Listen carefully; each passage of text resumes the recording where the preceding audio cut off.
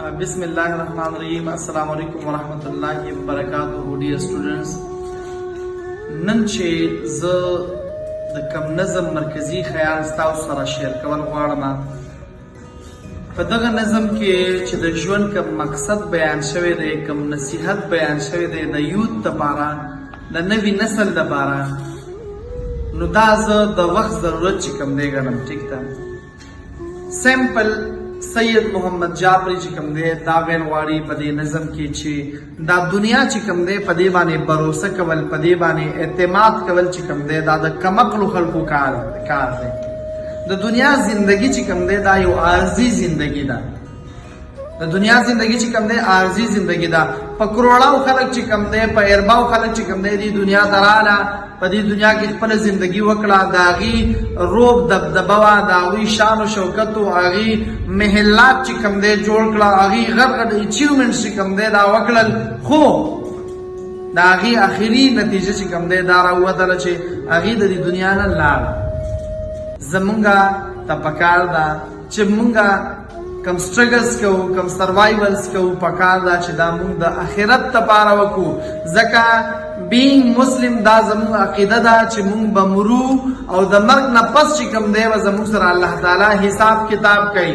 او هر یو سټوډنټ ته، هر یو مسلمان ماشوم ته دا پته ده چې مونږ د دنیا ته الله تعالی د څه دپاره رالیږلي یو. نو چې زه کینم او دا فیصله وکړم په خپل ګریوان کې چې آیا زه د هغې مقصد د اچیومنټ دپاره څومره ټایم ورکوم او د دنیاوي څیزونو د اچیومنټ دپاره څومره ټایم ورکوم. مونږ چېرته په خپل ګریوان کې دا سوچ کړی دی؟ مونږ چېرته ځان احتساب له ورکړی دی چې زه خپل رب له، د خپل رب احکاماتو له، د نبي کریم صلی الله علیه و وسلم طریقو له چې کوم دی څومره وخت ورکوم؟ زما په شخصیت کې، زما په کردار کې، زما په شکل صورت کې چې کوم دی د نبی کریم صلی الله علیه و وسلم څومره سنت چې کوم دی دا ما ژوندي کړي دي. تر څو پورې چې کوم دی موږ به په دې تیاره کې روان یو، په دې تیاره کې چې کوم منزل مقصود دی او کومه رڼا ده، آیا موږ د هغې رڼا طرف ته د تلو کوشش کړی دی؟ آیا چې زموږ رب زموږ سره احتساب کوي او زموږ نه تپوس کوي، موږ به هغې ته سرخورو ولاړ یو که ولاړ به نه یو؟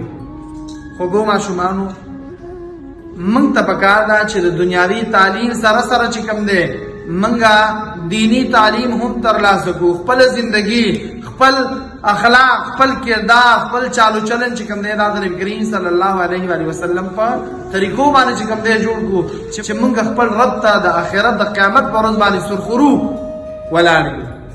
وما علینا الا البلاغ.